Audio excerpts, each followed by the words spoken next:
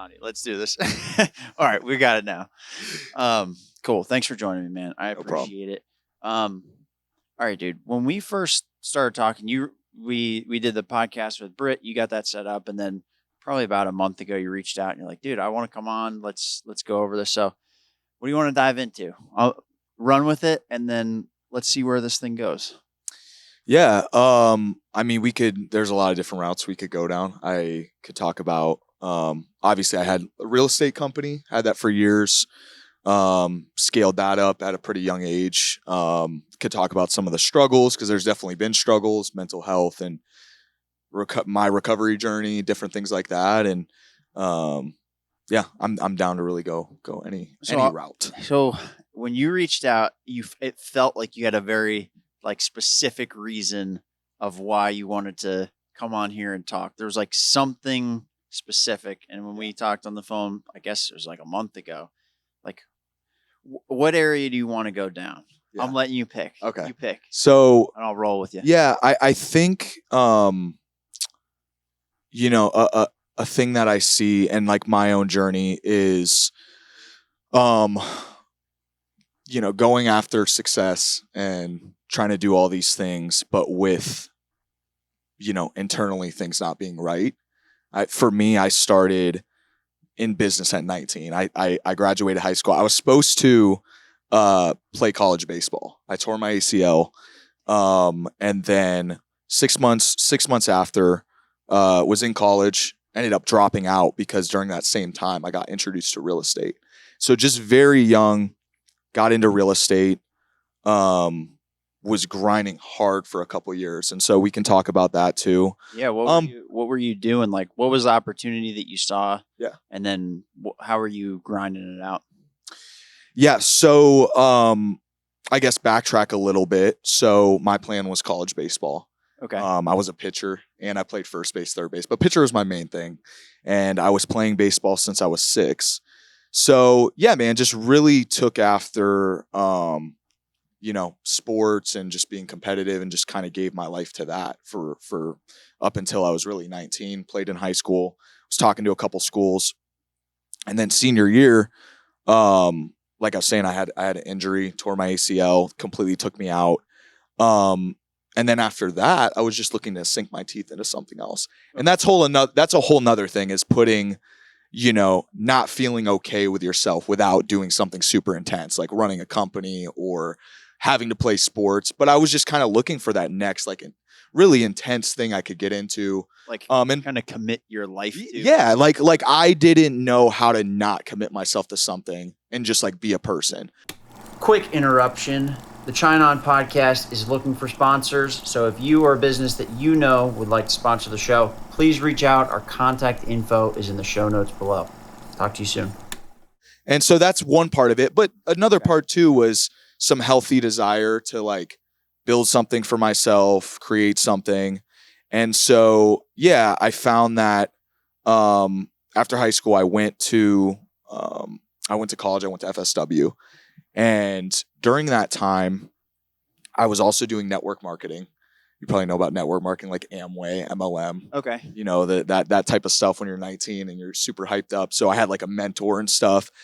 And a buddy of mine who saw me selling products on my Instagram, it was just different random products like soap and these different things. He's like, hey man, it looks like you're doing huge things. He's like, I'm in real estate.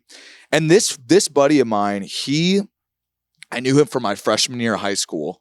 In the biology class, the double desks that you have, Yep. The lab desks. Yeah, where two people are sitting next to Yeah. So he sat next to me freshman year, and super eccentric kid, super eccentric. Ended up leaving after my freshman year, so I completely lost contact. Sure. And after years, after high school, he just reaches out to me randomly through DM. And so he's like, I'm in real estate. I see you doing business stuff. Let's link up. And so really that led to me meeting with him. He lived in Port Charlotte. And he told me, he was 19. He said, hey man, I'm looking to scale my business, and really I remember sitting in his living room in Port Charlotte. and it was two like couches, like kind of adjacent to each other. And he's sitting and he says, yeah, man, I'm 19. He's like, I have 4 rental properties. I made 6 figures this year. And I was like, that's crazy. Like, Yeah. this is what I'm doing. Like, this is what I was doing it for at the time, was like to see success. And like, so I was really willing to do whatever at that time. It was like, whoever can take me to the promised land, you know what I mean? Of that, and like whoever I can connect with. And he was my age too. And like we connected, like we had similar interests too. It's like we kind of align on some things. So it wasn't like somebody that was way older, had been Yeah. doing this for a long time, and you couldn't even see the gap. It was somebody your age. You're like, dude, I could do this too. Yeah, 100%. And so really that led into me right off the bat. I was like, I want to spend time with this kid. I want to like get attached to the hip. I remember 2 weeks later, so I'm spending time with him. He goes, hey, do you want to go to a closing that I have for a property? We drive to Clearwater. I think it was about hour and a half. I'm sitting there at this really long table with him, his girlfriend, me, and the attorney who's closing the deal. And the attorney, he signs the paperwork. The attorney gives him a check for $19,700. One deal. And like, he's 19, making 19 grand on one deal. And so for me, it was like, he told me about what he did, but I didn't see physical checks or anything. And then that deal closed, and I was like, oh, okay, so what he's doing is real. Yeah. And I didn't even explain what he was doing. But when I sat down, he explained what he was doing, and that was wholesaling real estate. So that's essentially, for your viewers who don't know, it's sales and marketing to off-market sellers. And, you know, he was doing cold calling. That's what I did in my business too.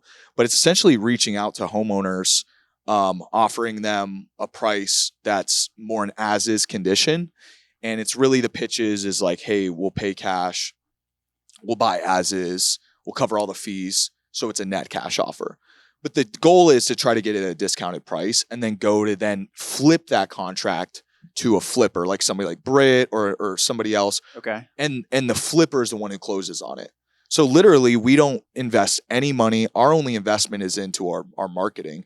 And it's, just flipping that contract and whatever we make. So like, let's say, we reach out to a seller and we get them to agree to 100K. All we do is sign a purchase agreement with them. Then we go market that contract, say, hey, we got this deal at, let's say we want 25K for it. So 125, you put 25K into it and it's worth 225. And then so we would market that, and then we would just sign an assignment contract with that buyer. And literally we would give the purchase agreement with the seller to our title company. Once we find the buyer, give that assignment to the title company, and they do everything else. Super. And it was simple. Like, it made sense. It wasn't easy. As I found out, like grinding the way I did for the years, but it was simple and it made sense. It was like, okay, so I just need to reach out and do that. And then I get 25 grand, I get 19,000 like he just did on that deal. It becomes a numbers game at that point. Yeah. It's like, okay, if I can make 100 cold calls a day and I do that 5 days a week, that's 500 calls. Maybe I get, I don't know, 5 people a week that are somewhat interested. Yep. And then you just keep building that pipeline. So it becomes a numbers game. So then, all right. So then, just so I understand, the mechanism for these is you go out, you find somebody who's willing to sell their house as is. Let's just say 100K, keep it simple. We'll pay you $100,000 for this. If you guys wanted to make 25,000 on it, you would then go market this purchase agreement essentially to a flipper, somebody who wants to flip these, who sees it as, okay, I could buy this for 125,000. And if I were to put another 25 or 30 into it, let's just say 25, I would spend $150,000 and I could sell this for 200 or 250. So for them, basically you're doing the legwork of finding that deal, finding somebody who's willing to do it. And that's part of where your value comes into play. So middleman. Okay. That's all it is. But also the seeker, right? Like that's a fucking grind, dude. Going through that and finding those people, like, I know it's sales. It's like straight sales and high ticket. I mean, we're talking like, the hard part is that I don't think people understand is and because I did, like, my business was virtual. So we're literally calling sellers about their home to try to get a contract over the phone to sell us their house. Yeah. That's tough. But Well, dude, but once again, it's just a numbers game. And like you said, if you go through enough numbers, you're going to get that yes. It's going to take a lot of no's, a lot of, just continuously sharpening your skills. But it's like, once you get it, man, once you get the good sales process, you know what to say in every situation, overcome objections. Well, dude, it's a blessing, man. It's a great business. And how, so if you just go out, you get this contract in place, how does the cash flow work on that? Who actually buys the home? Like, where you said you're not out of pocket any money except for the marketing and the time. Where does the money come from? So the flipper is the one who funds the deal. So they'll use either what's called private money, which is like Kiavi. I used one called, what was the one I used? Lending Home.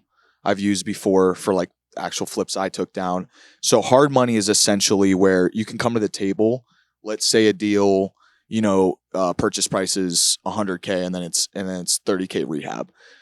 Certain hard money lenders, they will fund 90% of the purchase, 100% of the rehab. So you can come to the table with very little. And that's what most investors do. So private money is the same thing, but it's just different. It's not institutional. A private money would be you go into like a Naples, Port Royale club and like turning to the guy and saying, "Hey, I need lenders," and then being like, "All right, what's our terms?" And then essentially the title company would draw up the note. So like you're making sure that like it's above board and you're paying them the way you're supposed to. So they do that. Some there's other ways like to creatively structure deals, but those are the two main. Some investors use cash, but it's not super common. Usually most flippers, I've dealt with hundreds of flippers on a bunch of different deals.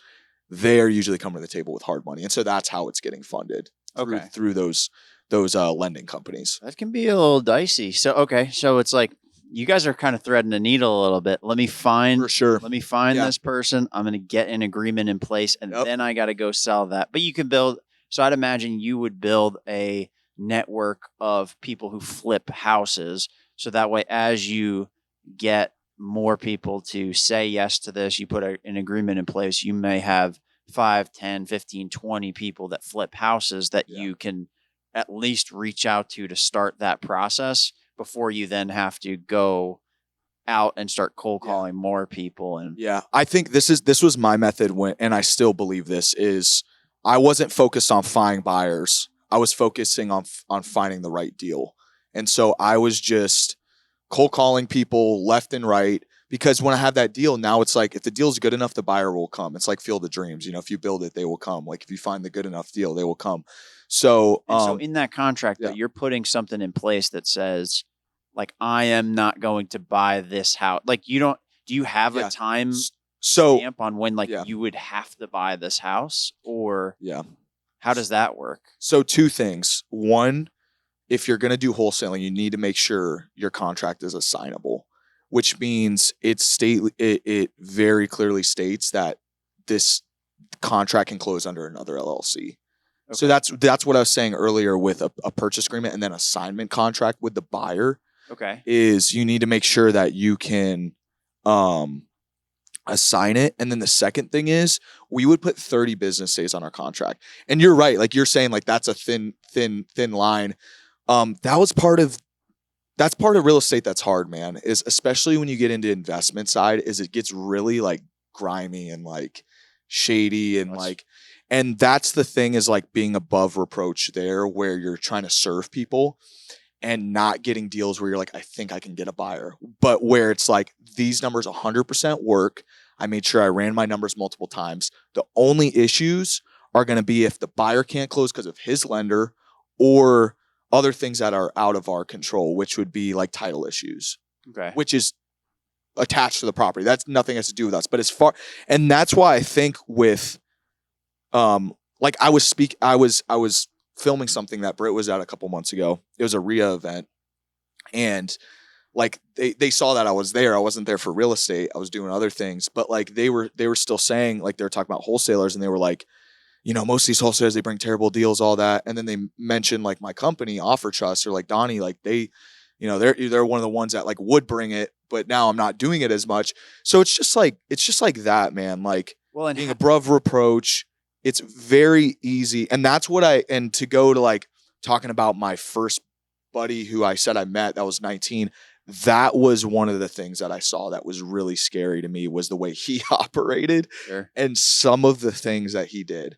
And I could get into like different things, but yeah, so what are the ways that, because this is what I want to circle back to, is like, how do you not be a scumbag in this space? Because like, good. Yeah. it's like the situation you're talking about, it sounds so easy to me to be like a predator, because you 100%. can definitely prey on people. So one, I guess let's start with why did you not do that? At least why do you feel like you didn't do it that way? And then what are some of the ways that people get preyed on doing this? That's a good question. Man, I think, for me, and this is probably not what people are going to want to hear, but like, for my faith, like I'm a Christian, and I just think that comes.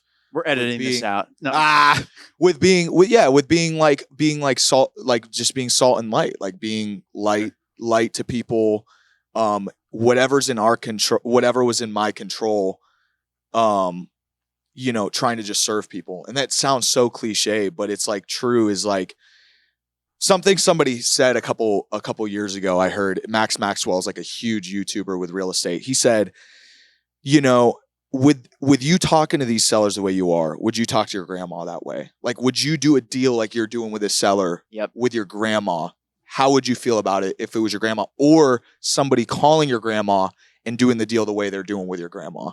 Yeah. And so for me, that like convicted me. I was like, man, and I think the ways are, once again, like, do I feel in my soul that I'm like crossing lines? Sure. Am I feeling a conviction about this is wrong? I'm taking advantage.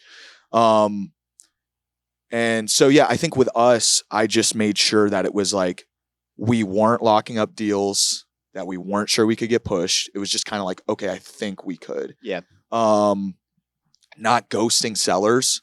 Something that I see a lot. I've gotten a lot of sellers call me on this, is I had a deal with another wholesaler or another investor, and they just ghosted me. They have a contract with the buyer, and the buyer ghosts them, never talks to them again. Like, that's what happens. What's the advantage of that person? It's not an advantage. I think it's just like a fear of having hard conversations, and like just not caring about the seller. Like, oh, we're just going to move on, or like, and there's legal implications of that. Like, a seller can come after you for having a contract and just dropping them, but they still do it. Like, It's crazy, man. Some of the things I've heard. Because I bet a bunch of people figure like, hey man, I'm going to bail on this. And then a lot of people won't pursue legal, because it's going to be sometimes more expensive and more of a headache than if you just let it go. Yeah. All right. Yeah. And I think too, is like having some grace. I think when you're dealing with investments, you're not dealing with somebody who has a listing who's not in need. When you're dealing with investment properties, you're getting deals at a discount. These are usually people that are distressed and they like really need help. That's what I was thinking. And so, just making the decision to believe them better than you found them, I think is really important. So how would you do that in that? What does that actually look like, more than just like rhetorical? For sure. I think that looks like, let me think. Being very prompt with communication, being very professional, doing what you say you're going to do. So I'll give you a good example. Yeah. If I have because this happens a lot, I would say probably 50 or 60% of the deals I did needed this. They had another need outside of just closing the property. Hey, I need to stay in it for a month and a half to relocate. I need this, I need that, right?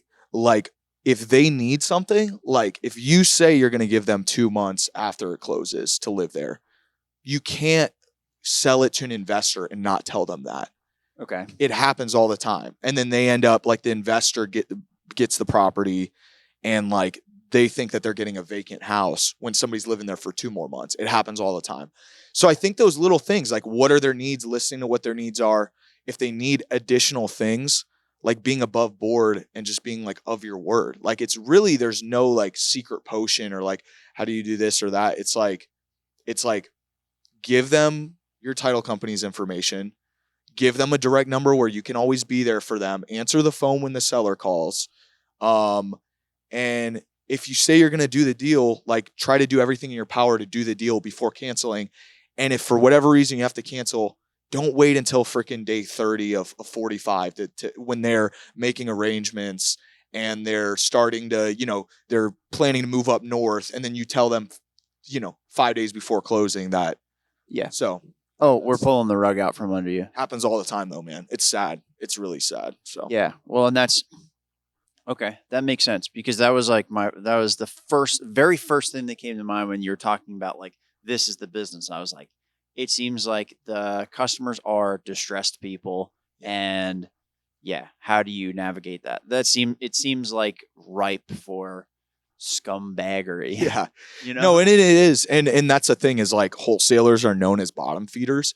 But if you can be somebody that just operates with integrity, and I think this goes for any industry you're in, in markets that you're in doing a certain industry, people know the players in that industry. And it's going to get around either way what you are. If people have had bad experiences with you, and once again, it's not just sellers that we're dealing with, it's buyers, it's title companies, it's other wholesalers. Sure. It goes all around. And so the same way, like, yeah, they're scumbags, but like if you're a person that's of integrity and you try to do things right, the same thing gets around and people have like a positive view of you, want to do business with you, things like that. So yeah. Dude, what you do actually matters. It's important, like how you convey what you do, like if you're ethical about it. I mean, yeah, that's. I had a place that I worked when I was 22. So after I left Flight Docs for a little bit, like I was saying before, because I was a miserable prick for a while, I went to Orlando and I worked for a company, and it was a call center. And I thought that, well, probably the reason why I went there and started working there was because wanted a job, wanted to move out of this area. I saw in their marketing, it was a bunch of young people, a bunch of really good looking women there. And I was like, all right, cool. I'll go work there. What does this company do? It's like, oh, they help people get jobs. I was like, cool. I can help people. Great. When I got there, what I realized it's an education lead generation company under the guise of a job placement company. So the way that it works is there's ads online, however it is, that say like, hey, if you want to work in this warehouse as this type of job, like call up this number, and it's like the application process. And then you go through and it's like, oh, we're a company that helps place you at different jobs. So this is just one, and we can place you at multiple. Honestly, the job placements were like,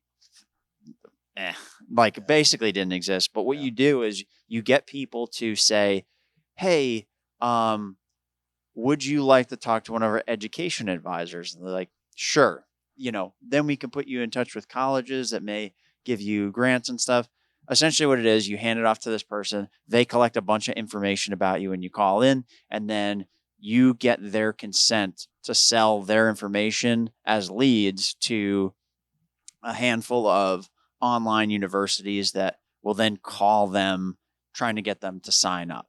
So it was all like this guise of everything. And then I'm like ready to quit right away. And they're like, we have a new program where you're actually going to help people directly and all these things. Yeah. And then for weeks and weeks, it was like, well, the program's coming, but it's pushed and it's pushed and it's pushed. And it just got to a certain point where it was just like eating on me all the time of like, I'm literally tricking these people, and I get like reprimanded for not doing it. And like, I could be wrong here. I'm going to say allegedly the guy that was running it like had gone to jail for a different kind of company, and every call was recorded. So it was like, if you said anything out of compliance, they would be like, shut the call off. Like, it's done. And it was give you this grimy feeling of being in like a shit environment, helping people that, you're really tricking people that, I hate to say it,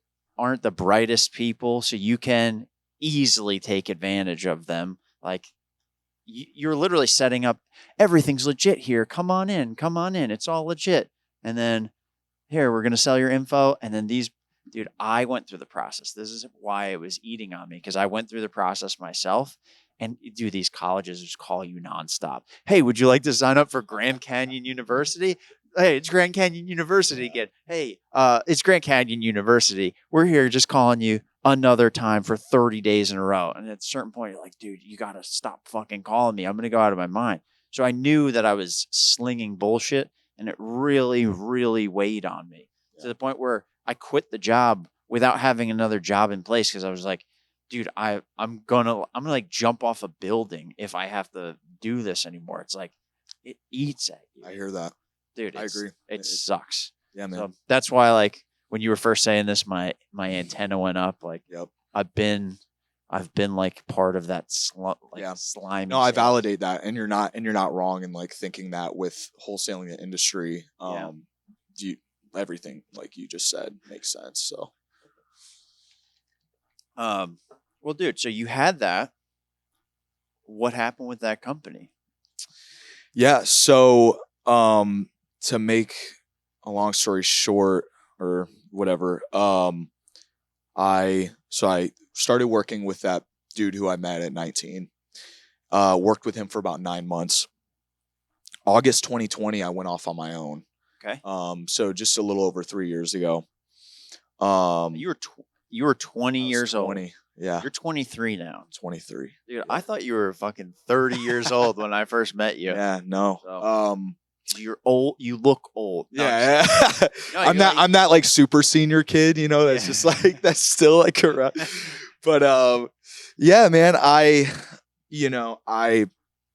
worked super hard for a number of years. 2021.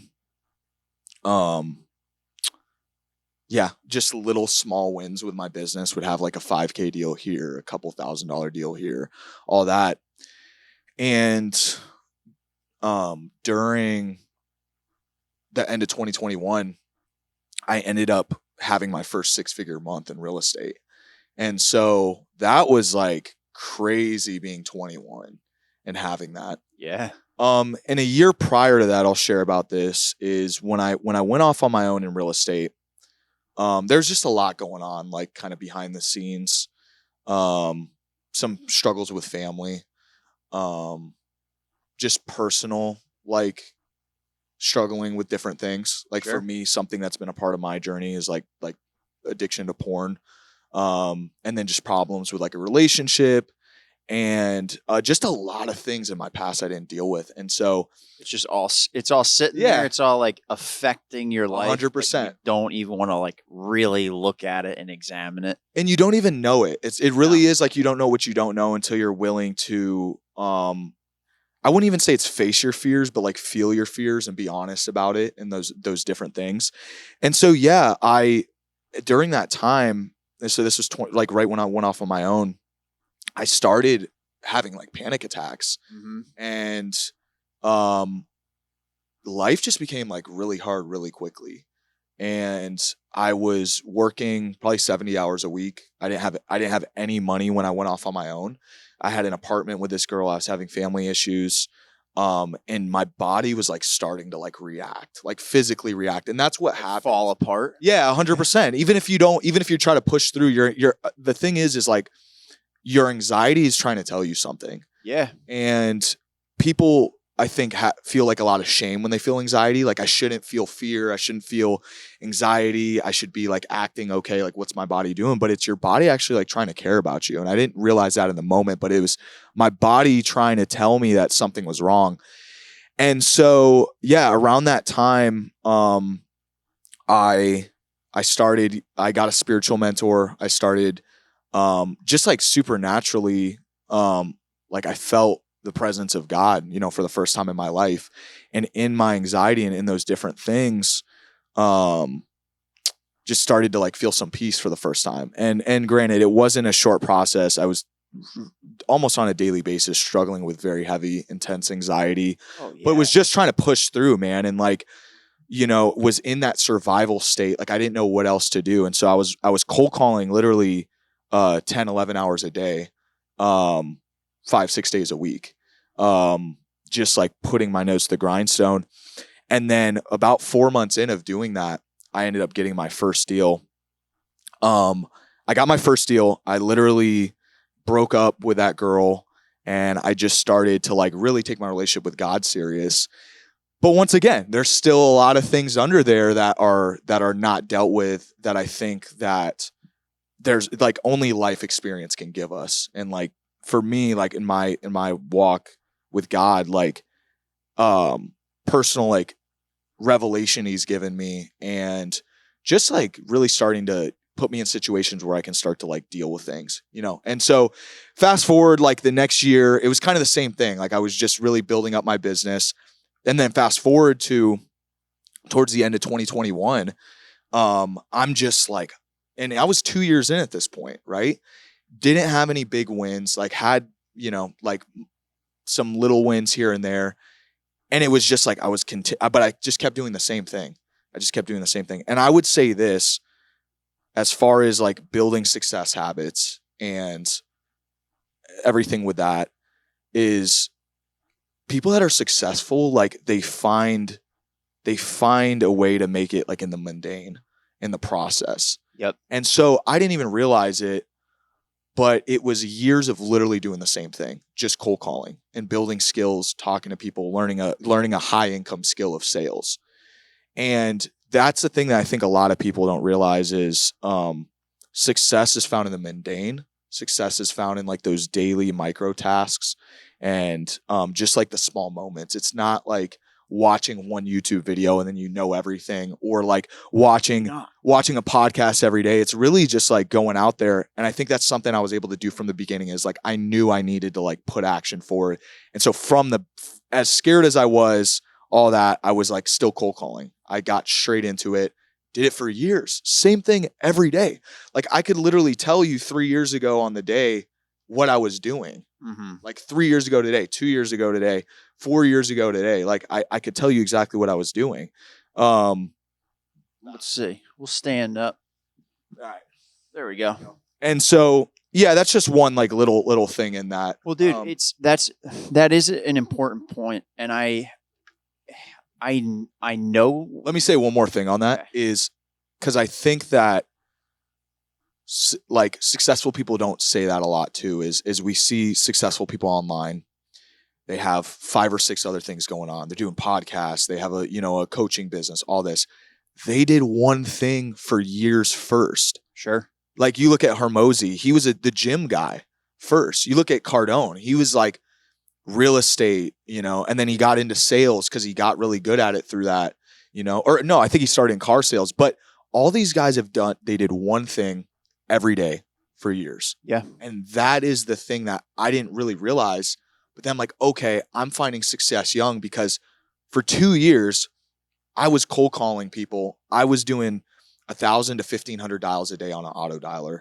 And I was talking to 100 to 150 people a day. 1,000 to 1,500 calls. I had call tools, and it was a 3-line dialer. So it just sits there and would go through thousands of contacts a day. And if you do numbers like that, I don't even count myself as like super intelligent or anything like that. I just was willing to like be willing to do the same thing for days, divorce the result, marry the action. And like, that was like enough for me. So. Damn, dude, I commend you on 1,000 to 1,500 calls a day, dude. Kudos to you for going through that, but you build that habit. And I know that the single focus is huge. I very oftentimes will scatter my focus all over the place. And I do this in waves, right? So like I'll get real narrow, get some success, and then I'm like, I do want to do this other shit too. And then I start like deluding myself. What I'm realizing though too, this is where I'm at in life. I have a lot of things pulling me multiple directions, and I have many priorities, but I have top priorities. So like family right now, top priority. 100%. My wife, daughter, baby on the way. Like everything that I do right now at this stage is in some way circling around that. Like that's like the center of my universe right now. And then I've got work, and then I've got the podcast, and then I've got music. And then even jujitsu. Like these are the core things around it. And what I notice is when I get in the spots of in each of these things going too many different directions, I'm not strong enough in any individual thing to break through the walls that you need to. Yeah. So what I'm now getting to the stage of life where I've done enough things repetitively, over and over again, where I know how to do that, even if that's not my favorite thing to do is get into the mundane, and I try to avoid it. It sucks, man. And you have all your own. It is not pretty at all. No, and you have all your own mental things that tell you really don't need to do it. You don't need to make those calls today. No, Donnie, don't turn on the auto dialer. You don't need to do that today. You're going to be fine. And it's like those voices and things are always there, and that splits you. But as you say that, I'm realizing I now have like 5 core things. One main thing, 4 kind of core things surrounding it. Yeah. Within each, when I stay focused on the task within each and dedicate chunk of time, but I have a goal of where I'm going to, I can take my energy and force and push it in that direction enough. So that way, if I'm here on this part and I want to go that way, I can do these tasks enough that I'm going to fucking bang my head into the wall a bunch of times over and over, but it's enough force to start chipping away and then break through it to get to the next wall and then do the same thing here. Because I am like, I wouldn't be surprised if I have ADD, but I'm not willing to take like, I don't know, Adderall or anything like that, just because I know myself, and I know that if I started taking that stuff to try to focus, it would not be good for me. And also my kind of scatterbrain I use that as a tool to help me advance my cause. Like if you're talking about God, right? I have some Christian ideas. I have some kind of like general spiritual ideas. I don't know what the hell I am. I believe in God. I believe in a higher power, but I don't know what that actually looks like in terms of a religion. But just in terms of taking that and having that open communication I don't view it as, okay, now I have something wrong with me. I used to kind of view it that way, but I'm like, hey, this is how I'm fucking set up, dude. These are my cards. Like, all right, how do I actually roll with this and find the pathway through? Yeah. I don't know anybody else who has a sales job and then also does like a podcast where they'll talk about this and then something else. Like, people tell me all the time, like, you need to have a purpose for your podcast. I'm like, dude, I don't know. I just kind of want to talk to people and have conversations like this because you talking about the stuff reminds me of what's important, what ways you can go, like the kind of person you can be, things I either do or don't want to do. Like, it's a nice reminder just having open conversations like this. Yeah, you could tell I might have ADD because where I just finished that point is completely fucking 10 miles away from where I started it. But that's what I enjoy doing. Sure. I think, like your point about the focus. Yeah. And I think like, things are revealed to us at like different times, right? When you're ready. And I think where an initial set of action is taking course, it makes more sense. Like you can never connect the dots moving forward because you don't know the future, but you can always connect the dots moving backwards as far as a certain, say like getting into a business or even feeling like a sense of God and like starting to focus on your faith, being like, oh man, that's what like, because now I have this solid faith like years later, you know what I mean? You never know like what that is. Cause I think people like, I don't know, man. I like what it like, purpose is so like objective. It's so objective. So it's like subjective. Okay. Yeah. Purpose is so objective. And I think that oftentimes it's just like acting out of faith, more than fear. And like, and like that gets revealed to you as time goes on. Well, it's hard. It's hard to find that faith. The faith, I've been exploring that concept differently than I ever did in the past, because I always heard faith as like, believe in God, and why would you Yeah. not believe? Like, and so now what I'm realizing is it's the, for me, it is the belief that I can and will move towards the direction of my life that I want to, and have faith, have the belief that I can get there, that I'm worthy of getting there, that like all the other stuff that you're going to encounter is part of the process. But like, Yeah. it's not, all hope is not lost. You're going to go through hard things.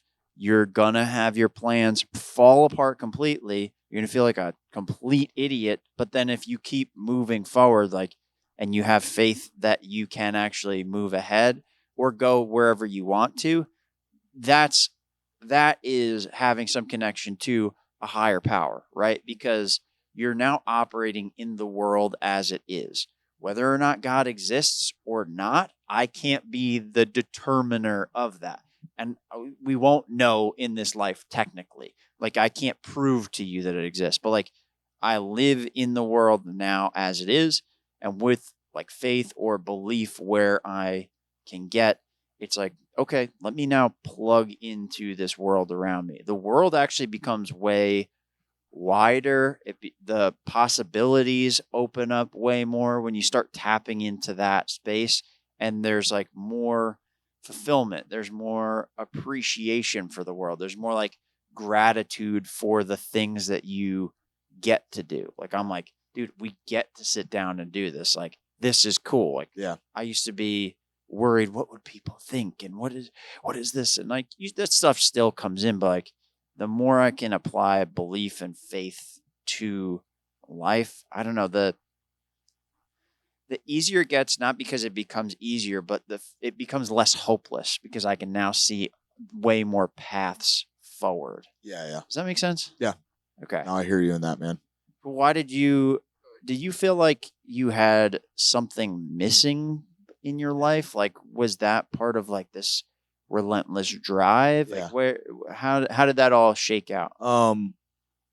I think that I didn't know how to be okay with myself Yeah. unless it was driven by external things and I was getting external validation. Okay. Yep. And, you know, that goes back to kind of how we're brought up, how we're programmed, things that I feel like I didn't necessarily get Okay. in the younger years. So we, you know, when you aren't get what you're supposed to get when you're younger, right? Which is like attunement, like feeling secure, safe, feeling like a genuine love, not for what you can do, but like for who you are. And that's very clear. It's not like I love you because how you did at a baseball game, or I love you because you got an A on this, but like, hey, I love you because you're my child. I love you because of this, that. It tends to lead you into just an external locus of control, which means like not in the question is like, how am I doing? You know, how am I doing? And that's always like a ladder based question, like living on the ladder, which is comparing, which is seeing how I'm doing versus other people, versus the other question is, like, where am I at? Like, where's my heart at?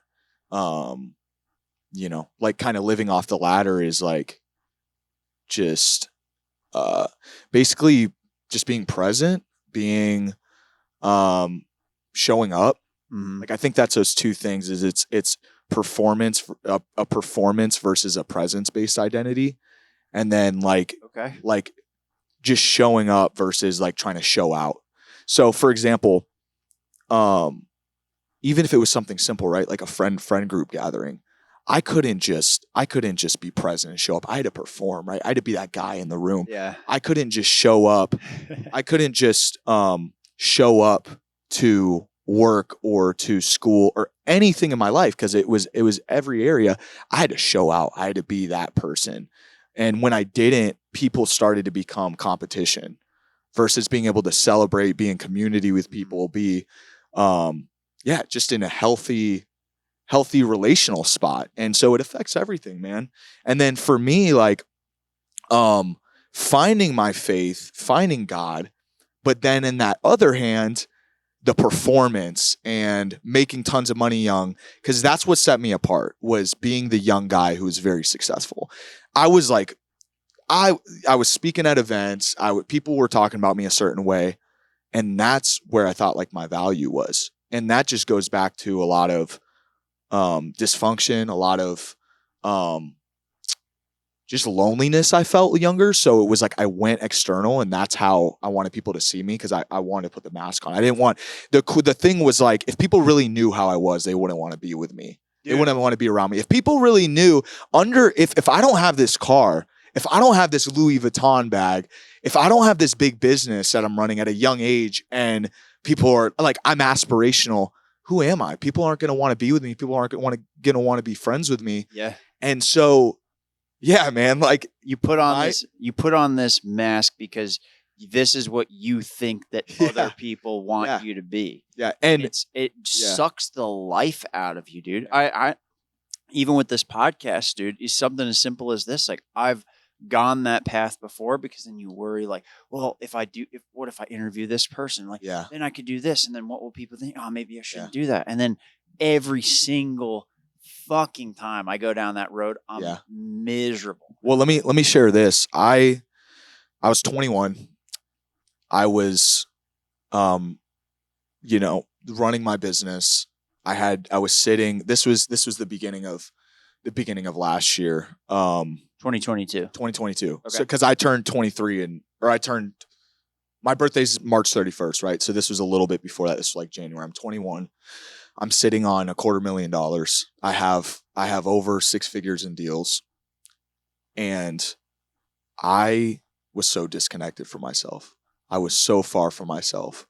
I thought that these years of this intensity and performance and showing out, right, would give me what I wanted. And I found myself in a place where I have a relationship with God. Like, I should feel whole. I'm a young guy I can go on those crazy nice trips. I have the nice car. I have the clothes. I had everything, man. And I was so miserable. Yeah. And man, I'm getting a little bit emotional, but I had to look not what was wrong with me, but like what happened. Why did I need to be that and do that at such a young age? And like, what was it giving me that wasn't working? And so that's been the journey the last year and a half. Yeah. What's that journey been like? Yeah. So around that same time, I remember it was January 30th. It was the morning after I had my grand opening for my new office, right? Like 2,000 square foot office, completely renovated. And like, I'm sitting on all this money, and I was like, and the thing about this too is it happened so quick. I went from probably having, maybe 10 or 15 grand, just still cool for like 21. Like, that's not bad. Yeah. Hell yeah. In a course of 6 months. And granted, like, you got to remember too, when I came in, the market was tough, like 2019, 2021, 2022, like 2020, like real estate was crazy. And so I kind of went with the upcurrent. Within 6 months, I was sitting on $250,000. Yeah. And frick. And so, yeah, I remember it was the morning after I had my office grand opening, probably had 40 or 50 people there, had a good time. And I remember in this time in my life, I was running at such a frenetic pace. I was just, my mind, I was like sleeping, thinking about addresses, and just so consumed by my business, because once again, we were talking about like that external identity.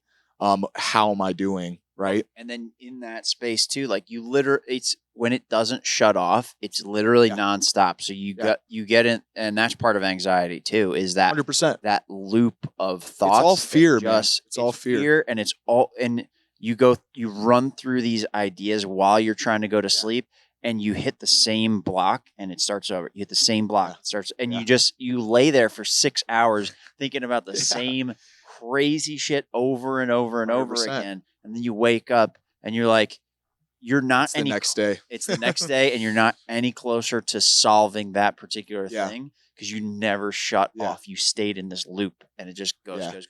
Yeah. So the next morning after I have this huge party, right? Everybody's celebrating what I'm doing.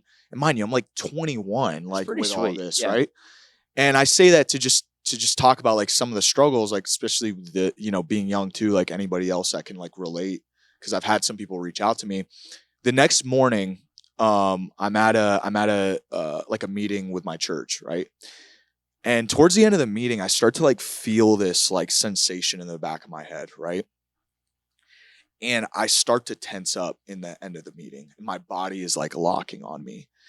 And you know how I was talking about that anxiety earlier on in my journey? I just was and felt like I got some peace. Well, basically, I leave that meeting and I'm going into church. It's a Sunday and my body's like locking up on me.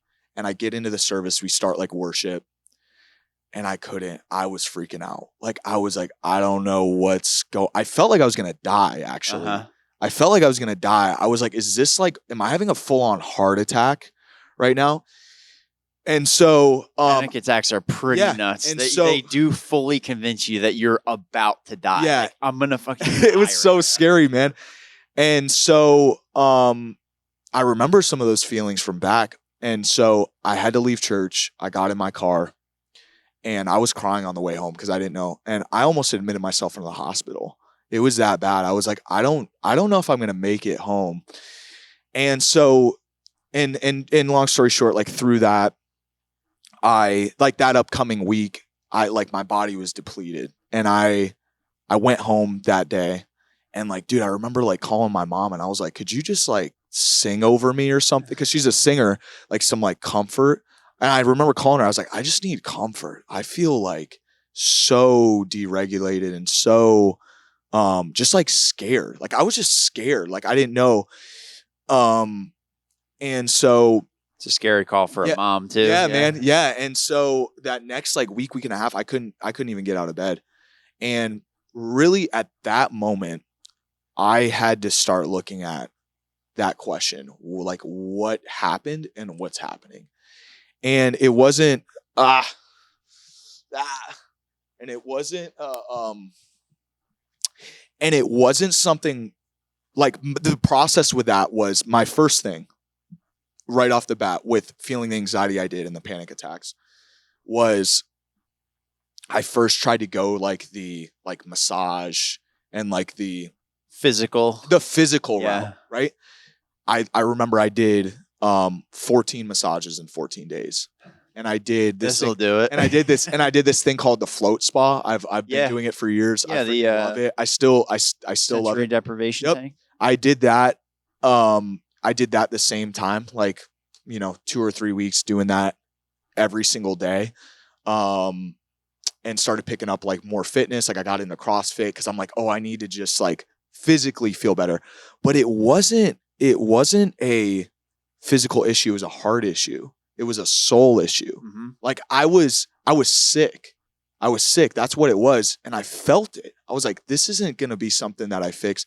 And that was scary. And so it's crazy how that stress and anxiety actually like physically manifests. It does. And it does. The way I put it into some people, and they're like, what the fuck are you talking? It's like walking around with a wet blanket or a wet towel kind of like over your head, where sometimes it's physically your vision kind of gets like this. And you don't know that it's happening when it's happening until after, when you like kind of feel better and there's like a little bit of weight off your chest and like off your mind. You're like, it sounds so stupid. I literally have wider vision than when I'm in those times where you're like this.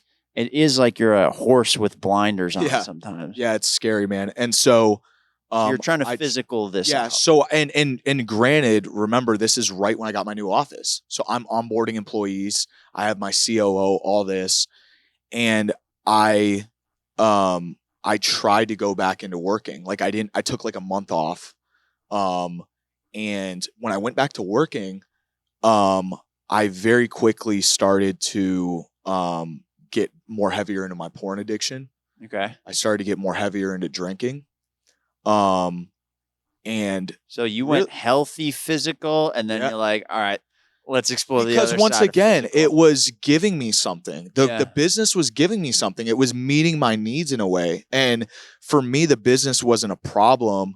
It was a solution, just like every other addiction or just every other thing that like we tie our identity to. Sure. And so, yeah, I ended up getting back into the business and very quickly went to alcohol, went to porn. Porn is something that like was a struggle for me probably since I was 11. It was always a part of my life. I don't remember it not being a part of my life. I remember it affecting my last relationship. I remember especially like with having my relationship with God, feeling so much shame around it. Yeah. Because it is, you talk to people about alcohol, you talk to people about drugs, and it's a normal thing. You say you have a porn addiction, you're like, people are like, bro, what is wrong with you? It's uncomfortable for people because it's got like sexuality as part of it, and then people like envision you like when you say that, it's like then the first thought that comes to mind is like you jacking off. Yeah. And it's like people don't necessarily want to think about that. Yeah. Well, plus it's easier at your age too, because you never went through any time period where porn didn't load up automatically. Yeah. You know, like early on in my stage, and I'm 30, so I'm not like that much older than you, but like, you know, things loaded real slow. So it was that iPod 3, iPod 4 with the metal back. This is pre-iPod. Yeah, man. And yeah, I just had so much shame, but it was always, for me, porn, once again, it wasn't the problem. It was a solution. It was a solution for my loneliness. It was a solution for my anxiety. It was a solution for my shame that I felt as a human being. And that's what happens when, you know, you're living in your impairments, is you numb out with things like that instead of going to the healthy things, right? Yeah. Like going to relationship, going to these different things that are so healthy.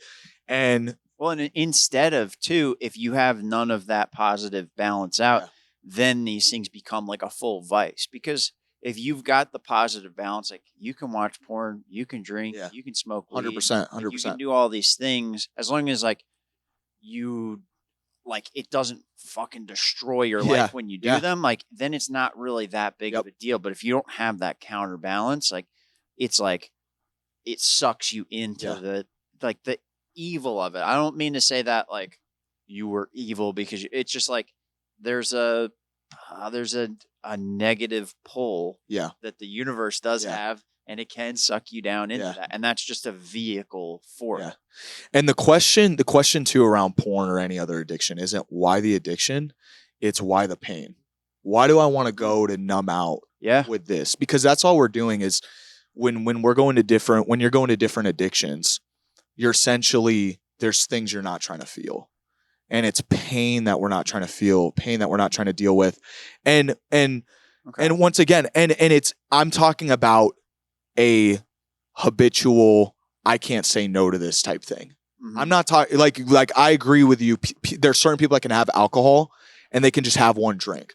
What's the difference between them and somebody who's an alcoholic? What's the difference between somebody who, you know, once every couple months they want to go watch porn? You know what I mean? Yeah. A lot of people can do that, but what's the difference between that and like an addict, which is somebody who can't say no?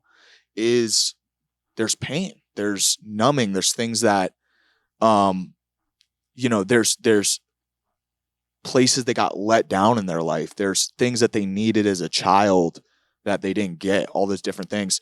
And so like to go back to my story, man, that really quickly progressed for me, where I was like doing all these physical things and I'm like, I'm good. I'm going to get back into running my business. And I found very quickly that that's what I had to go to cope. And I just remember like it got to a point where I was starting to wake up and I was grasping for breath. Like I was like like So that. physically, when you Yeah. woke up in the morning, Yeah. you're like, Yeah. Yeah. And that didn't happen all the time, but I remember there was one day, I would say this is probably a month or two after I got back. I did that, and it was literally 6 a.m. And I went to my car, went in the little side door, and I had those little mini alcohol things, the mini liquor things that you get from like Publix or whatever. dude, you were 22 going full blown alcoholic, like hiding like little bottles and stuff. I wasn't hiding it, man. Then this is the thing that I think is like, if you look enough at the way people act, Yeah. there's certain ways that they're asking for help. Yeah, like Right? you broadcast it. Yeah. Okay. Like if people are in need, they'll like show you. Yeah. You know what I mean? And it's sad because a lot of people won't be like, I'm gonna be with you in this. Like, you need help. Well, a lot of or people all that. a lot of people don't have the capacity, because I think a lot of people are going through their own shit, and so it's like they view that tribally, right? Like, Yeah. I even look at that too. I've only got so much capacity. I'm kind of aware that these things happen. Yeah. But if you and I don't, like, this is our first time really sitting down and talking to each other. Yeah. If you were to come to me with that same problem a couple of years ago to where I'm at in my life now, Yeah. I wouldn't have wanted to take that on. Yeah. Because I wouldn't know how that would pull me in whatever direction. Like, Yeah. I don't know that I would have the capacity to help. And I For think sure. that that's where most people come from, is not like a place of, fuck you, I don't care. It's like, I think a lot of people are also afraid that they can't provide that level of help. Yeah. And I think that's good too. And then so I'll get to the solution in that, which is, I remember a couple months earlier. So this was around the same time, a couple weeks before I had like my panic attack, that Where you felt it. Yeah. in your head? I went to a guy in real estate. Okay. He invited me to this like men's retreat. And for the first time in my life, I looked and I met this guy too, this coach. And for the first time in my life, I look back at, like I was telling you that question, not what's wrong with me, what happened. Yeah. I looked at what happened. I told my story, and I had guys give me feedback around my story, give me places like, man, that's not normal. Yeah. That happened to you.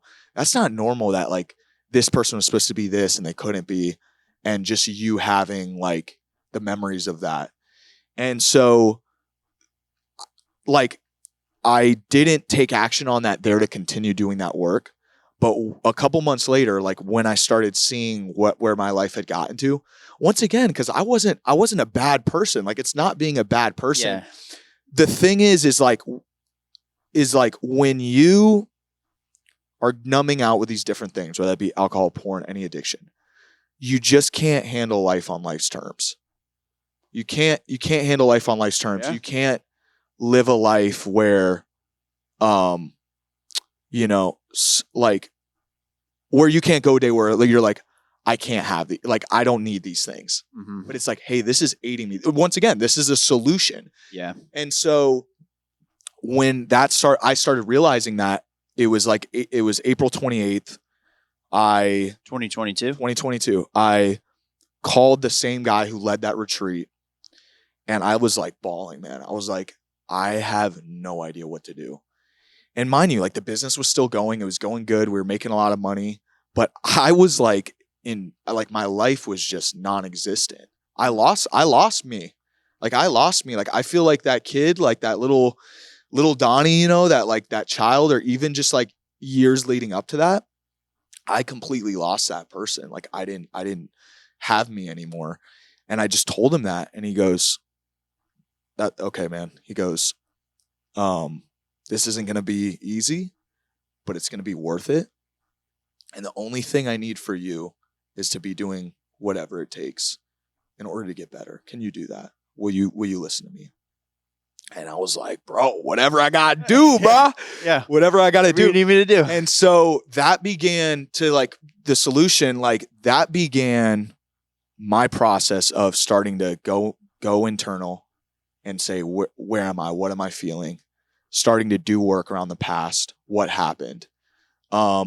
And I began to figure out why I went to everything I went to, and why I felt like I needed a business that young and to be that successful, and why I see people as competition, and why porn addiction started so young for me. And I began to find freedom in that and lose the like toxic shame that came with those things. And the thing is, man, for me too, is like God was always there waiting. He was never shaming me. He was never condemning me. You know, there's like verses it says like, those who are in Christ like won't be condemned. I was never, God, like in my whole walk and my shame and some of the things I went through, even being a Christian, like God was still there, like with open arms, like waiting for me at the end of the tunnel.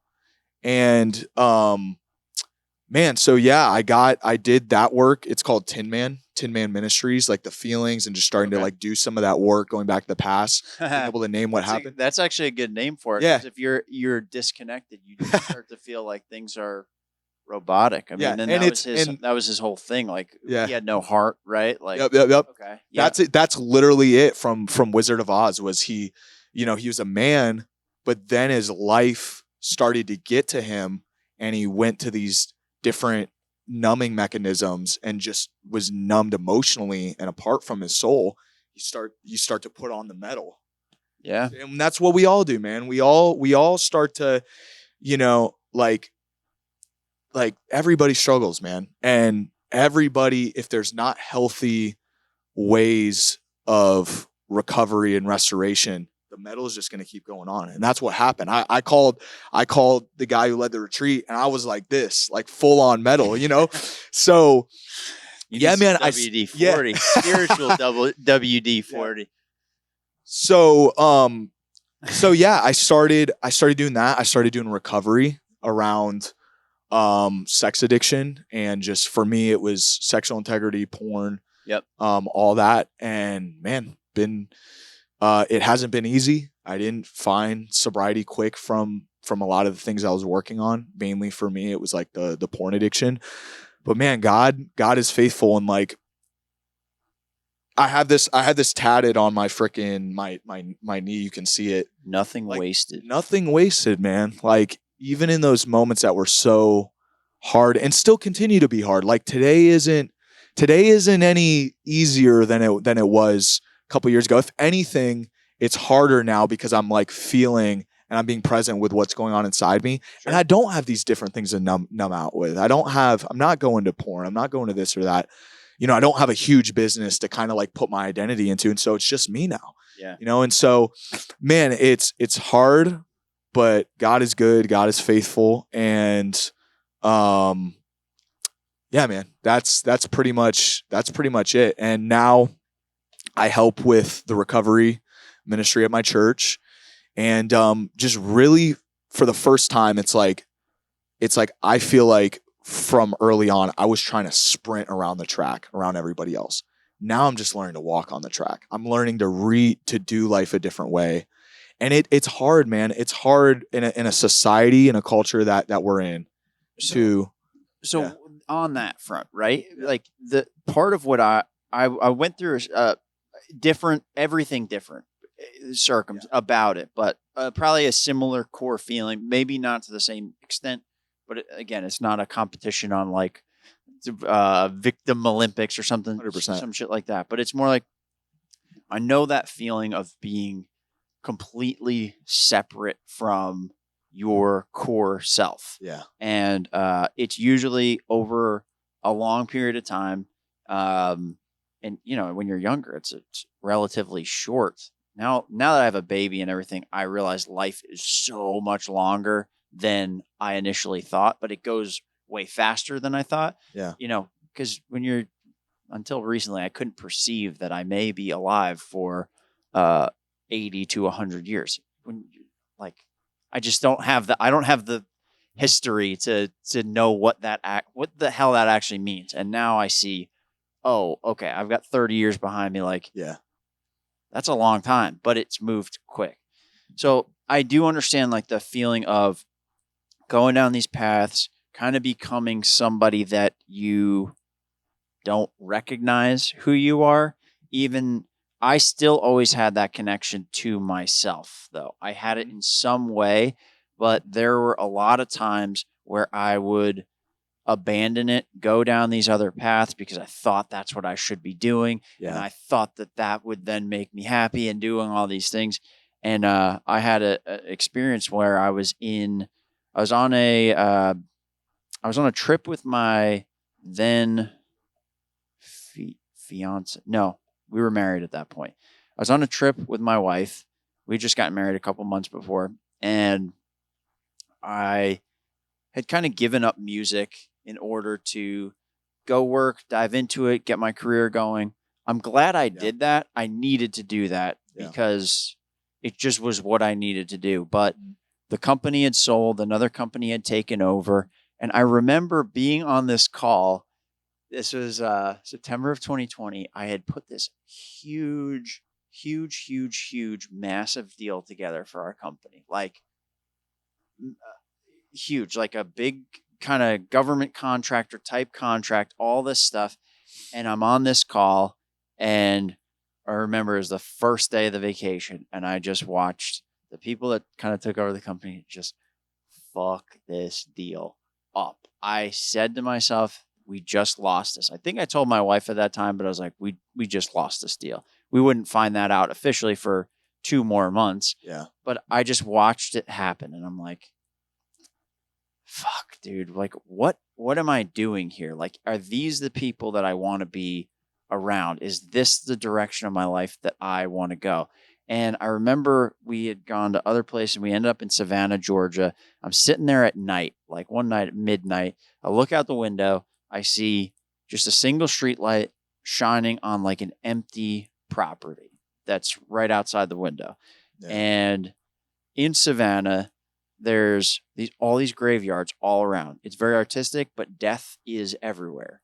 And it was a reminder of that I was about to let something die. And the way that it came up was we had done these tours, and you find out that it ended up being stupid that they did this, but during the plague, there's a plague that went through, and they would bury people, but sometimes people would still be alive when they buried them because it would make them dead for a couple days. It's crazy. So that's where like dead ringer comes from. Yeah. They would tie a bell to the people after they buried them, and if they were still alive, they would ring the bell so somebody could come do it. Yeah. What they found out normally was the bodies would bloat, and then they'd blow up in the thing, and they would ring the bell, so they dig up like a fucking gross ass thing. But what it reminded me of going through that was like I basically heard a bell when I looked out that window on this like vacant property that was just a light shining on it. Was like, hey dude, you let the music die.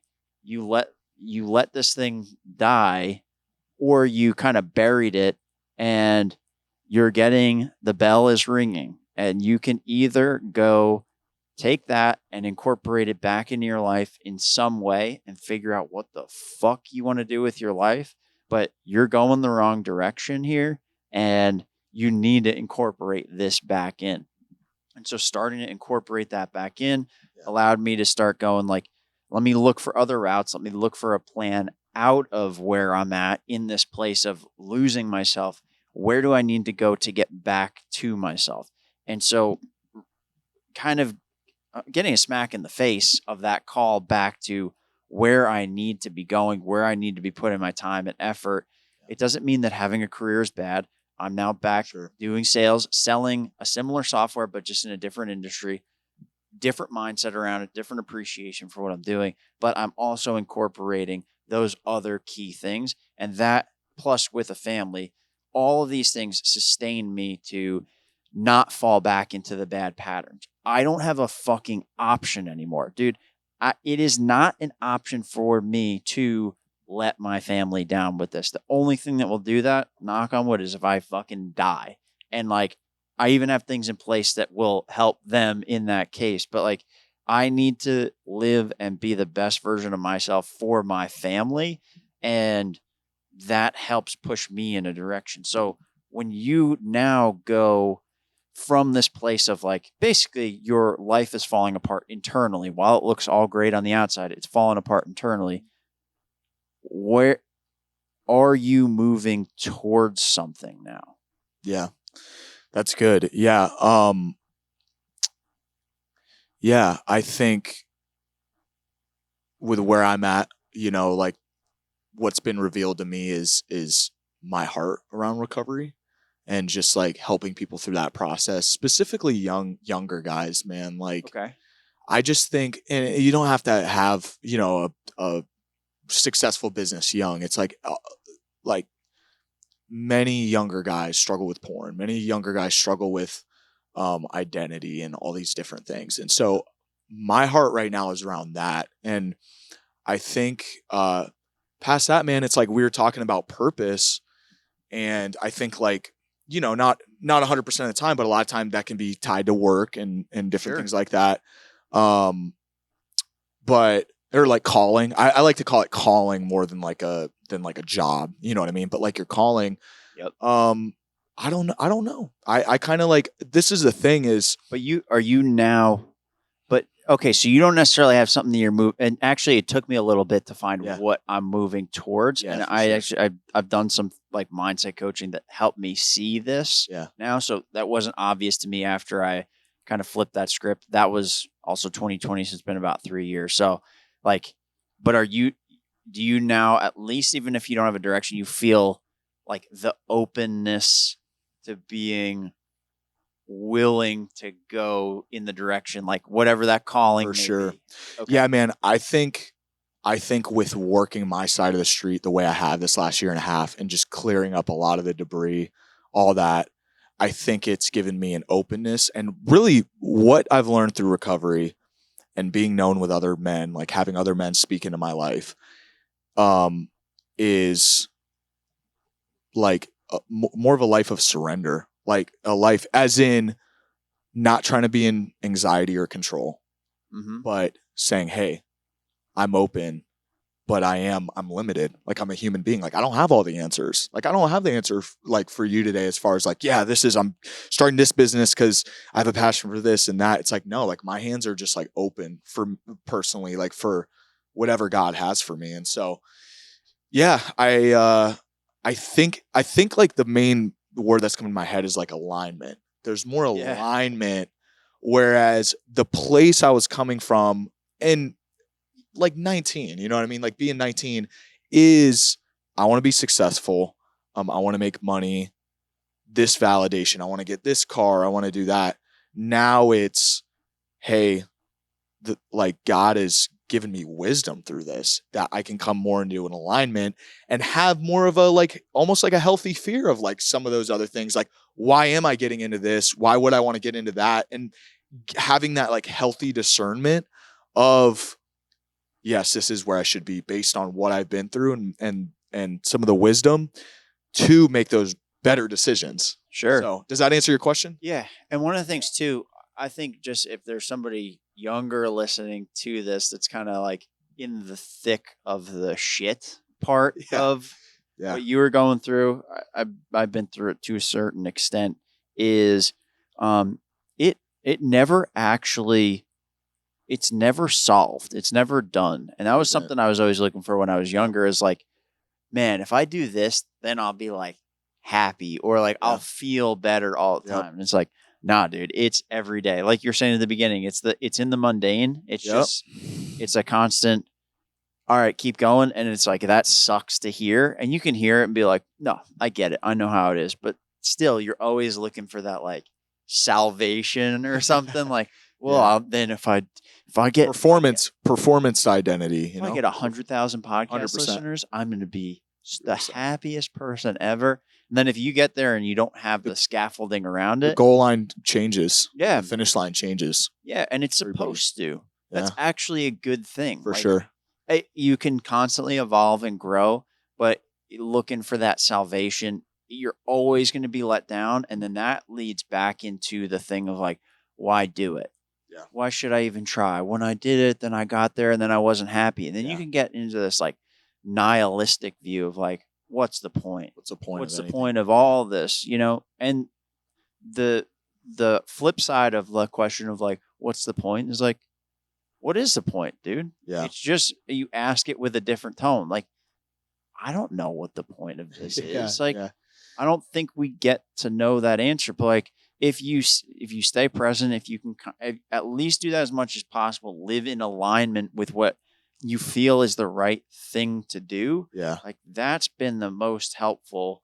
And it also, like we were talking probably before we got on, but like that anxiety it's a tool for you. It's like lets you know when you are out of that alignment. Anxiety doesn't mean there's something wrong with you, but it is Trying to tell you something. it's trying to tell you something. When I feel anxious, like I was feeling anxious for the last month about sales with this company, because I realized I was splitting my time in 15 different possible target directions. And then you spread your force. You don't actually make the headway that you need.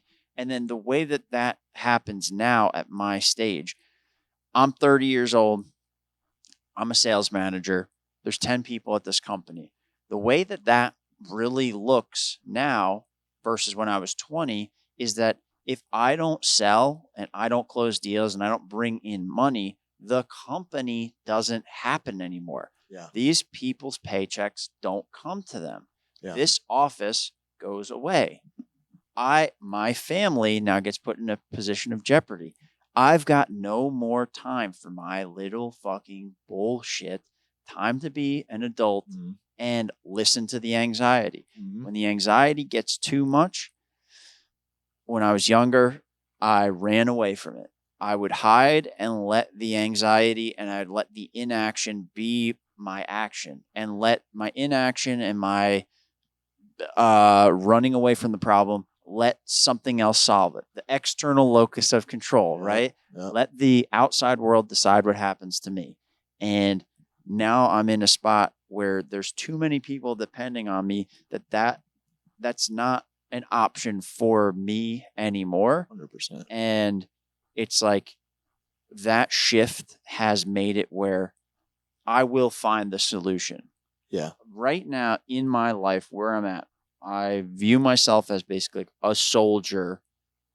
I'm a soldier in the battle of life. I'm at that point where I must make it happen, whatever way that I have to do it. Like, if I'm going to come up with creative ways to get people in the door to sign this stuff up, I'm going to help them out. We're going to make this the best fucking thing that they've ever signed up for. And I'm going to go ask them for referrals and things like that.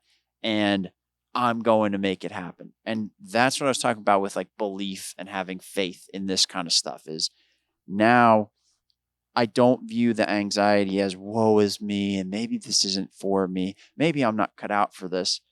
It's you're not up to your full potential right now.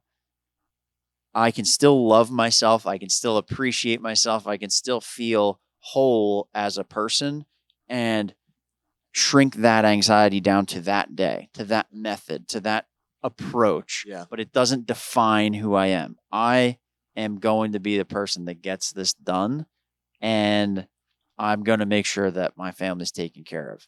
I don't know what better way to say it for sure than that. Like, well, can I speak to that real quick? Yeah. So that's the reality. Like, we're human. So we're going to feel anxiety. Like, of course you feel anxiety. Like, of course you feel fear being a sales manager. You have to get sales. Like, that's the human experience. But something for me that helps, and I think it's so prevalent, is life is so much scarier in isolation when you're not known. Yeah. The thing is, yeah, I can have fear while I'm at my job. Fear is normal. Fear is completely normal. But having a safe place to land with it, where if you have a hard day, check in with a friend, check in with your wife, whoever you need to. For me, life is still scary, but when you have a safe place to land in those fears, and you can say, man, we're supposed to do 3 million in sales this month, or 1 million in sales, or whatever the number is, and you have 6 people who are relying on you for training, for development, for creative strategy, all that. It's the fear isn't to say, I just can't do this because I'm feeling fear. It's to bring you somewhere. It opens doors in the fear. And that's the need in fear, is like refuge, a place to land. And so that's why I think what we're struggling with in the culture too, and society, is I can't be needy. I can't talk about my problems because then I'm going to be seen as a victim. When, I'm too much if I talk about my problems. I want people to see like that, hey, I got it. Yeah. And not admit that life has gotten to me in some form, or just that I'm feeling anxiety and fear. And so like, that's the difference, is like checking in and being known and having a safe place to land no matter what. And that's where, like, for me in my process, I didn't really talk about this a lot, but a big part of my journey has been getting a lot of other mentors and men to speak in, and friends, like peers. Like I got a couple of friends who are like my age, maybe a tiny bit older, like 24, 25, that like I could say, hey man, like I'm feeling really scared today. Like we have this, we got to do this, or I have this going on. And it's just really talking about it, because that's when life gets scary, when things are going on inside, or you're just like feeling fear, like say you're at the office and you don't have anybody to go to it about. Yeah. And so that's like my biggest thing, because that is the reality. What you said 100%. Yeah. You have a family, you have responsibility. There's certain things you need to do to provide and sacrifice. And it's not all about you. It's about you. Like you were saying, like, I want to set my family up. I can't like feed into the anxiety. And like you said, when you were younger, just curling away. We can't curl away and feel it and like shy away from it, but we can be known in it. We can have people around us, like, yeah, and a lot of times that's like other healthy men. That's other relationship with men where you have a safe place to land. They're not gonna be like, dude, why are you feeling fear? But be like, bro, I've been there. Yep. You know what I mean? Like, it makes sense you're feeling that. Thanks for checking in, man. Yeah. And like, that's like intimacy, like where you can, and that's another thing I learned is I thought that intimacy with another person, right? Like relationships are formed on them seeing a certain version of me. Yeah. I thought that was the connection point, was, oh, we're both in business, we're both making money, some external connection, some external thing. Yep. But the identification and where I have found that intimacy has been from my point of weaknesses, from my point of, man, I'm feeling fear today, I'm feeling shame, I'm feeling lonely. And I bet you, like, when you have somebody that says, man, I'm feeling like scared, you're like, me too. And that's what it does for us, is it's the me too. Like you're not alone. And so I think that's what people, ultimately, that's what like people really need, is like that connection. I'm not alone. Yeah. And when you can know that you're not alone in something, like, man, when like almost 2 years ago when I had that panic attack, if I could have just known and had somebody not try to fix me, but be with me in it and just say, I'm here. I understand. I'm going to be present. Dude, you're not alone in this. Bro, what it would have done to me, and help me with. So that's like my feedback to that, if that makes sense. Yeah, because then you can be that person for another person. Like, that's the cool part. And that's what I like about doing this too, and having conversations like this is I get to kind of put that same thing back out there for anybody that is actually listening, because certain things did that for me growing up, like certain comedians, certain podcasts, certain music. Like, there's albums out there that I just happen to find them at the perfect time, and like that literally shaped the trajectory of my life, because I was like, oh, this guy's like, however old he is, 20 something or 30 something, he's like experiencing this same exact 100%, thing that I'm going through. Yeah. Especially too when you think about like, oh, they recorded this in like 1995 and now it was, and it's like 2015, and I'm still younger than that person was when they recorded that 20 years ago, and I still am getting the message conveyed. Like, they stamped that in time, they put it out there, and it's existed this long, where I finally found it 20 years later. Like, even like, dude, think of the Bible. It was like, I guess it's like 1900 years old now, 1950 years old, something like that. It's like, dude, that was made that long ago, and then you exist today, and those ideas find you. So like, 100%. That's cool that you can. I like that idea that even if I'm not like, I don't want to be this guru person. I don't want people to I don't want to be like a false idol to people and like 100%. pull people off a path and be like, come down to my ranch. We're here in Southwest Florida. I'm going to fuck your wife. And then you can't even fuck your own wife. Like, I don't want to go that route. Like, like the Waco guy and all that shit. Like Andrew Tate. Yeah. I'm going to get some Romanian women, live in a compound, shoot machine guns and shit. Like, I don't want to go that route, but it's like, dude, if I can put some of this stuff out there, if it helps you, just a reminder of like where you can go in life. Like, that's cool, man. I think this is one of my like thoughts lately has been, I think like even when people talk about struggle, it's always past tense. It's always like, yeah, man, I struggled with that. But nobody wants to talk about right now what they're going through like presently. And just like, imagine if people are on, interviews or talk shows or anything and be like, yeah, like porn, I'm struggling with that right now. Depression, yeah, I'm struggling with that right now. Anxiety, man, like in this present moment, yeah, right now. But it's so past tense. So if people can just know like they're not alone, like in the present. And like that's a thing. Like you said, there's so many people like in gurus. And this is a thing that like I had to take like a good 5 or 6 months off social media like I did earlier this year. And I still don't even like being on it because everybody wants to act like they have it figured out. We're not like everybody wants to act like they figured out like it's their method.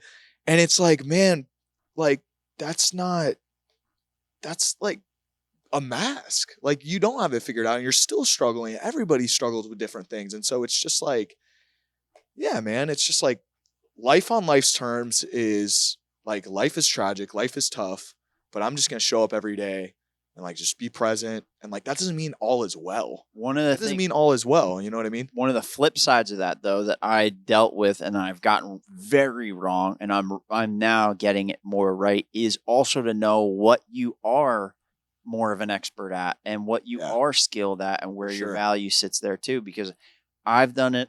There's a guy that I know pretty well who does some work for me and stuff like that, who deals with this too. It's like you don't even see your own expertise and where you can bring value to people, and you sell yourself short, and it makes it so other people then go like, oh, I guess you don't know what you're doing. 100%. I've unsold deals because I do that shit, and it's like, also you got to remember the flip side. What are you good at? What do you know? There's a guy that wrote a book called The War of Art, and one of the things he talks about is that owning a territory versus trying to find your place in a hierarchy, because there's always somebody that's more skilled than you. There's always somebody that can do that video better and knows the algorithm a little better. All this stuff. But you live in a territory. You exist in the real world on the world's terms. The people you're around, you might be the most skilled video editor out of any of the people around you that they know. Mm-hmm. And maybe they know you as a person, so they kind of trust you. And so rather than feeling like, oh, I only have this set of skills, it's like, I know the most out of anybody that you know, and I'm here to help you. I'm going to continue getting better. But I bring this value to the table. Here's what I do. And like, understand that you bring a value. For sure. That's the flip side of that is, and then finding that, I don't know, kind of grace in it of like, I don't know everything. I don't have life figured out. For sure. I know this shit better than you do. I hate to say it that way, but like, I know this shit better than you do, and I'm going to help you here. That's the flip side of that I've had to like learn the hard way sometimes. Yeah, man. No, 100%. And there's a balance, right? Of like, it's all about it's like not all or nothing. It's not like, okay, because I'm trying to, live an honest life or a life of integrity, like I can't, what's the word? Like, like have confidence in my abilities, and it's not, and then it's just finding that like healthy medium, because I think it can be easy to swing into the all or nothing of like, okay, the only way I'm going to do well on social media or in an industry if I'm super polarizing and super just like out there and being like, I'm the best, which it attracts some people, you know what I mean? Like, I mean, we look different figures like freaking Andrew Tate and like, all these different, like Ed Milet, Andy Elliott, like super polarizing people, but then it's on the other end of like, almost like, just like toxic shame of like not, no matter how much they know, like not having confidence in their ability. So I think it's Yeah, it's hard. Like it's really hard. It's not easy because it's almost like it's like It's a dance you that know. goes on constantly. You're always Yes, adjusting the meters a little bit. Oh, 100%. I'm way too confident. Then you get fucking smacked in the face. And Yeah, you're like, for sure. let me dial that. Let me dial that back a little bit. Well, dude, thanks for coming and doing this. Before we wrap this up, is there anything else that you want to touch on? I don't think so. The only other thing I forgot to mention is like I I did end up like closing my company down. And yeah, man, it was like back to what you were saying with the moments. There's like crazy moments like you were talking about the grave and talking about like those turning points kind of. Yeah. It's like, bro, it's crazy how like God just puts those different moments to like show us things like visually. Mm-hmm. And for me, that moment, I was just thinking back to one. My office got completely destroyed by the hurricane last year. Okay. I'm talking all my windows got blown out. It was all windows all around for the 2,000 square feet. All of it my office got looted. It was bad. And I remember a couple months later when I decided to close it down, I was like inside. All the glass was still out, and I was just sitting in there. It was completely empty and super silent, and I was just like mourning, right? Like I was just mourning and like, dang man, like this is like sad. Like my hopes, my dreams here, and just the different like through my recovery, through my my journey, like deciding to close it down for that time. And then I remember looking outside, and there's these like kids across the street. They're all like probably like 6 to 9 years old, and there's this like really busted down like apartment complex that they were living in, and they just looked so joyful, man, like so joyful. They were throwing the football, and I remember like stepping like outside, like on the other side of the glass outside, and the kid just like throws me the football, right? And I remember in this moment, it was like stepping into like a life that's like real, a life that's different, like a different way of living, and like going out and um playing with those kids, and just like their curiosity and just them being themselves and not like affected by the world yet. And like literally 20-30 feet behind me was this company I scaled up, and gets completely destroyed in the hurricane, and just all the things that happened there and the things that went on there at that office. And then I just go over to the other side. There's these kids just like not worried about anything, just present. They loved that I was around them. They wanted me, like we were running different routes with them and stuff like that. But that was just like a crossover moment, like right then and there, that I felt like I went through this like invisible like wall, like into something else, or this like force field thing from like the past to like the future. I just remember that moment. Like that was really profound for me, of just like a new chapter. So it just, you saying that like resonated with me, like with that story of like, man, so like sadness and like, and wins too. Like it's once again, it's not all or nothing. Like it wasn't like I had this company and it was all bad. Like there's great relationships I built from that. There was great skills I took from that. It's like, and there's things that I can continue to use, but it's like, man, like there's a different way to live, and like there's hope and there's dreams and all these, and like nothing's wasted. Like it's still good. And to kind of go over, it felt like I went to like the other side in that moment, literally right across the street with those other kids. And I just started playing football with them for like 30 minutes. So Cool, man. Hell yeah, dude. That's very cool. yeah, I love hearing. I never even told anybody that. It was just kind of like something in my own head. But yeah, man, I guess that's my last thing. Nothing's wasted. My life, God's been faithful. I can just speak on like what he's done for me. He's been faithful. He's restored me. He is restoring me. He is recovering me. I still struggle. I still have days that are hard, but like life is better now. So Hell yeah. I'm glad to hear it, dude. I love stories like that. And thank you for having me, man. You're great at interviewing. You're present. Thanks, dude. And yeah, man, it's been a gift, and really glad to see like where you take this, and just everything else you got going on. You're talking about your second kid coming on the way, so just being a dad who I can tell you care. I can tell you want to like provide and do well and just continue to grow. So I wish that for you, man. Thanks, dude. Trying. Where can people find you? It mainly Instagram, Donnie Goodman with 2 N's, DONNIE GOODMANN. That's the main thing that I'm on right now. Cool. So, hell yeah, dude. Thanks for coming and doing this, Yeah, man. no Appreciate problem. it. Thank you, everybody. Peace. Peace.